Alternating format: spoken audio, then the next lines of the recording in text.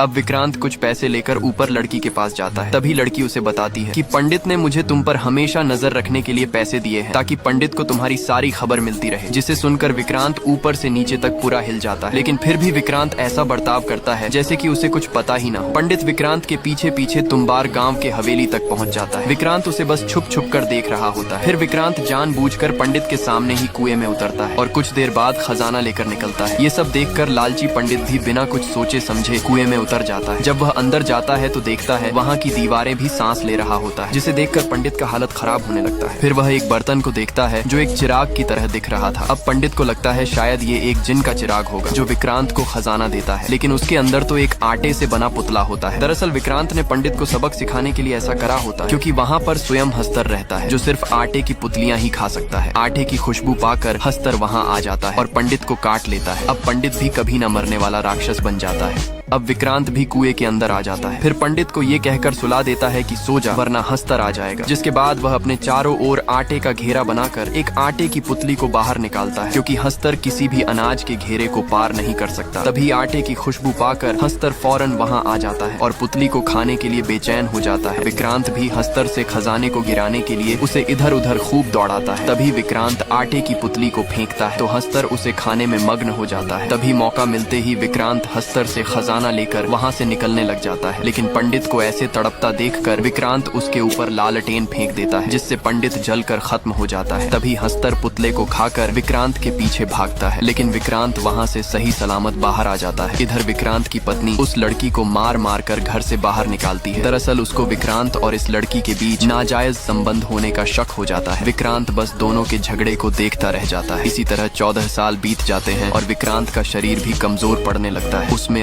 अब विक्रांत का बेटा पांडुरंग तुम्बार से खजाना लाने का अभ्यास कर रहा होता है, लेकिन बचपन से ही उसका एक पैर टेढ़ा होता है, इसलिए विक्रांत को उससे कुछ ज्यादा उम्मीद नहीं थी। रात में पांडुरंग विक्रांत से अपने अभ्यास के बारे में बात करता है, पर विक्रांत को कुछ फर्क नहीं पड़ता। फिर वह दिन आ ही जाता है जब विक्रांत पांडुरंग को तुम्बार ले जाने की बात करता है। पांडुरंग तुम्बार जाने के लिए बहुत उत्सुक होता है। अगले दिन विक्रांत की पत्नी आटा पीस कर तैयार करती है। फिर वे दोनों तुम्बार के सफर पर निकल जाते हैं। रास्ते में पांडुरंग विक्रांत से पूछता है आखिर तुम्बार में किया है। तब विक्रांत जवाब देता है वहाँ पर एक ऐसा शैतान है जो अगर किसी को छू ले तो वह इंसान अमर हो जाता है, पर उसकी हालत बद से बदतर हो जाती है। उसका दो ही काम होता है, खाना और सोना। विक्रांत पांडुरंग को हस्तर की पूरी कहानी सुनाता है और फिर तुम्बार आकर सबसे पहले विक्रांत पांडुरंग को आटे की पुतली बनाना सिखाता है। पुतली बन जाने के बाद विक्रांत उसे फेंक कर पांडुरंग से कहता है आज सिर्फ हम लोग अभ्यास के लिए आए हैं। फिर वे दोनों कुएं के अंदर चले जाते हैं। पांडुरंग उस पंडित के लाश को देखकर चौंक जाता है और विक्रांत से कहता है हस्तर कब आएगा। तो विक्रांत उसे बताता है हस्तर सिर्फ आटे की पुतली खाने आता है। विक्रांत कहता है आटे के पुतले की खुशबू से हस्तर आ जाता है, इसलिए मैंने पुतले को बाहर ही फेंक दिया था। तब पांडुरंग घबराकर कहता है पर मैंने तो ले आया। आटे की खुशबू पाकर फौरन हस्तर आ जाता है और पुतले को लेकर खाने लग जाता है। मौका मिलते ही पांडुरंग हस्तर से खजाना लूट लेता है। पांडुरंग ने बचपन से ही इसकी खूब अभ्यास किया होता है। इधर विक्रांत पांडुरंग को छोड़कर ही कुएं से निकलने लगता है। फिर पांडुरंग भी किसी तरह वहाँ से बचकर निकल जाता है। बाहर आकर विक्रांत पांडुरंग पर बहुत चिल्लाता है, लेकिन लालची विक्रांत खजाना देखकर सब कुछ भूल जाता है। जिसके बाद वे दोनों घर के लिए रवाना हो जाते हैं। पांडुरंग जैसे ही घर वापस आता है उसकी माँ उससे पूछती है तुम्बार में आखिर है क्या। तब पांडुरंग जवाब देता है ये मेरी और बाबा के बीच की बात है, मैं आपको नहीं बता सकता। दरअसल विक्रांत की पत्नी को तुम्बार में क्या है कुछ पता ही नहीं होता है और ना ही विक्रांत उन्हें कभी कुछ बताता है। इधर 1997 का दौर चल रहा होता है जब देश आजाद हो गया था। अब विक्रांत को पता चलता है कि उसकी तुम्बार वाली हवेली भारत सरकार की हो गई है क्योंकि उसने कभी हवेली को अपने नाम पर रजिस्ट्री नहीं की होती है। अब विक्रांत को पता चलता है कि उसकी तुम्बार वाली हवेली भारत सरकार की हो चुकी है। इधर पांडुरंग अपने बाबा के रखैल के पास जाकर उससे कहता है मेरे बाबा तुम्हारे साथ रहता है ना, अब से मैं भी रहूंगा और बड़ा होकर तुमसे ही शादी करूंगा। तब लड़की जवाब देती है ये तू क्या अनाप शनाप बके जा रहा है। फिर लड़की पांडुरंग के पास जाकर उससे स्वर्ण मुद्रा लेती है। इधर हवेली हाथ से जाने की बात सुनकर विक्रांत सदमे में होता है और पांडुरंग को आज तक जमा की हुई खजाने को दिखाता है, जिसे देखकर पांडुरंग कहता है इससे तो हमारी जिंदगी आराम से कट जाएगी। तभी विक्रांत को अपने आय की याद आ जाती है और उनसे की हुई वादा भी जो विक्रांत अपने लालच के चलते निभा ना सका। फिर जब विक्रांत को पांडुरंग की हरकत के बारे में पता चलता है तो विक्रांत पांडुरंग की खूब धुलाई करता है क्योंकि विक्रांत हमेशा से ही बहुत स्वार्थी होता है। उसका एक भी मुद्रा अगर कोई ले ले तो उसे हरगिज मंजूर नहीं। पांडुरंग मार खाते खाते अपने बाबा से कहता है मेरे पास एक तरकीब है जिससे हम एक ही बार में खजाने का ढेर लगा देंगे। बस हमें आटे की एक पुतले की जगह बहुत सारी पुतलियों को लेकर जाना। हस्तर एक पुतली खाएगा तो हम दूसरी फेंक देंगे, जिससे हमें खजाना लूटने में और वक्त मिल जाएगा।